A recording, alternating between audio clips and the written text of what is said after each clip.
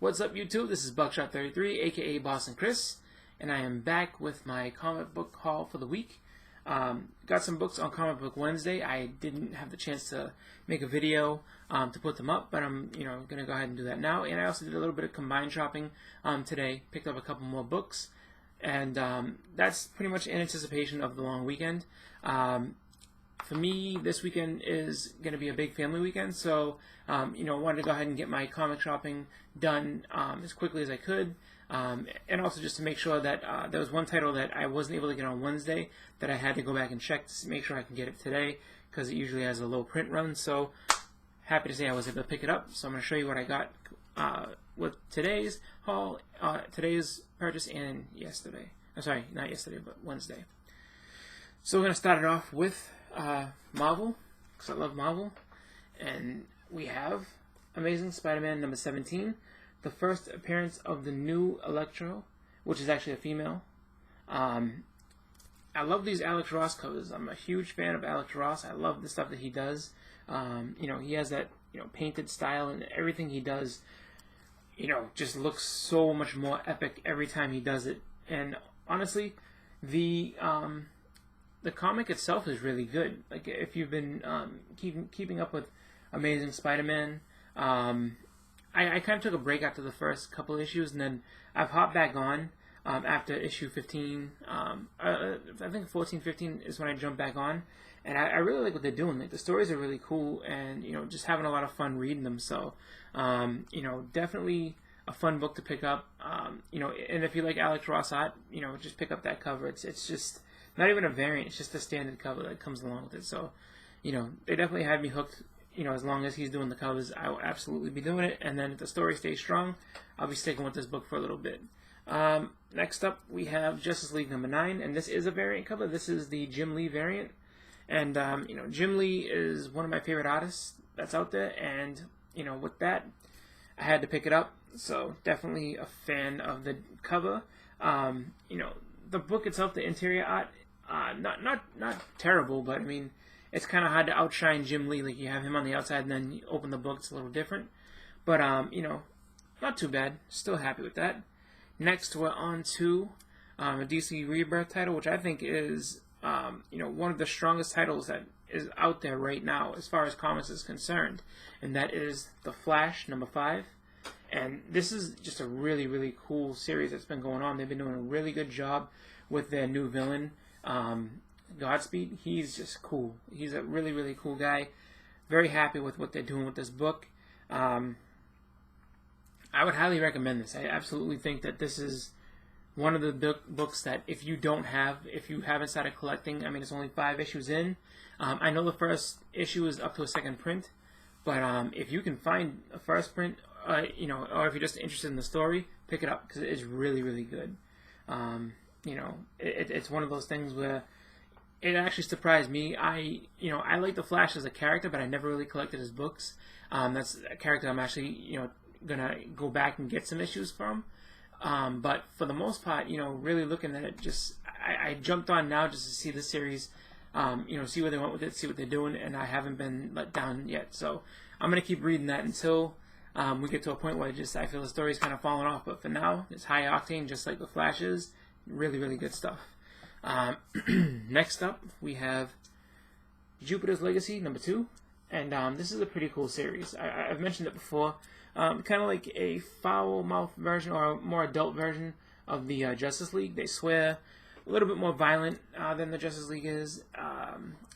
Definitely a cool read, and it's made by a great artist, Frank Quietly, and Mark Miller, however you want to say his name.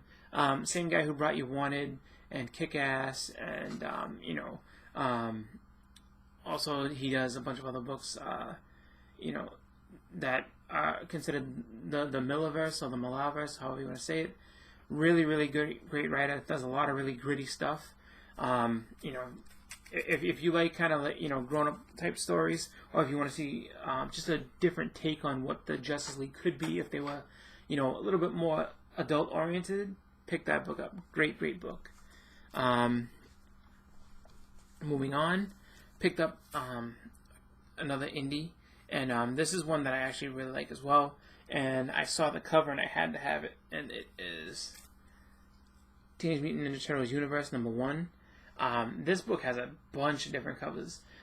This is the Eastman and so Kevin Eastman and Peter Laird, the actual creators of the book, of the Turtles, basically, went ahead and did a couple different covers. They have one that's a wraparound incentive variant. They have another one that's a Baltimore Comic Con variant, and then this one, which is the just a cover variant, subscription cover. The incentive one is really cool because it wraps totally around. Made sure I look to get into that, but just in general, the story is kind of cool as far as everything's concerned. Definitely something different, and just a really cool book. And Turtles is one of the franchises I've loved since I was a kid. I mean, I remember the cartoon, I saw the movies. Just been a big fan of the Turtles since I was about maybe like 7 years old or so, because that's when they came out. But that's when they came out on television. I didn't know about the comics because I was too young. But definitely big fan of the shows, and just big fan of the Turtles. So if you're a Turtle fan, pick it up because it looks like it's probably going to be a pretty cool story. I'm happy with what I've seen so far. So next up, we got into the books that I got today, and the one I was talking about, having some trouble, I guess, finding is a book that I've been talking about for a little bit. It's an indie book, and it's always has a low print run. Usually it sells out very quickly, and I've been trying feverishly to find issue #1 for a good price, and I can't do it. I haven't been able to find it for less than basically $60 at any point, and that name of that series is called Henchgrow. If you haven't read this, it's a pretty cool story. A little different from your average hero book. She's basically, this really nice and sweet girl who is a hench girl, so she works for a supervillain doing crimes and stuff like that, but she's just really cool. It's got a lot of different elements in it. It's a really funny book, so I have a good time reading it. And on top of that, too, like I said, low print run, kind of a cool art style as well. It reminds me a little bit of Scott Pilgrim. How they have that, just kind of like simply drawn characters, but they're very expressive and done really well. So, if you haven't picked it up, if you don't have it, or if you see it in your local shop, especially #1, pick it up, because #1 sells on eBay for about $75 to, I've seen the most expensive being about $90, and that's raw, not graded. I haven't seen a graded issue yet at this point, but if you can find it, pick it up. So next up, I got this out of a dollar bin, and actually pretty happy for it. This is Web of SpiderMan #18. Now, this is considered, and it's a very, very, very, very, very, I guess you could say, loose interpretation of first appearance. So, this is like a super, super, super cameo of Venom. What happens is there's a scene towards the end of the book where Peter Parker is waiting for a train on the platform, and somebody pushes him off of the platform, like just knocks him right down, and he has to hop back up, just so he doesn't get hit by a train. And I guess basically they say, well, the circumstance behind it is that someone was able to sneak up on Peter Parker, right, and push him without him knowing. His spider sense didn't go off or anything. So that was basically hinting that there's a villain that's either so, like, just stealth that his spider sense can't even pick it up.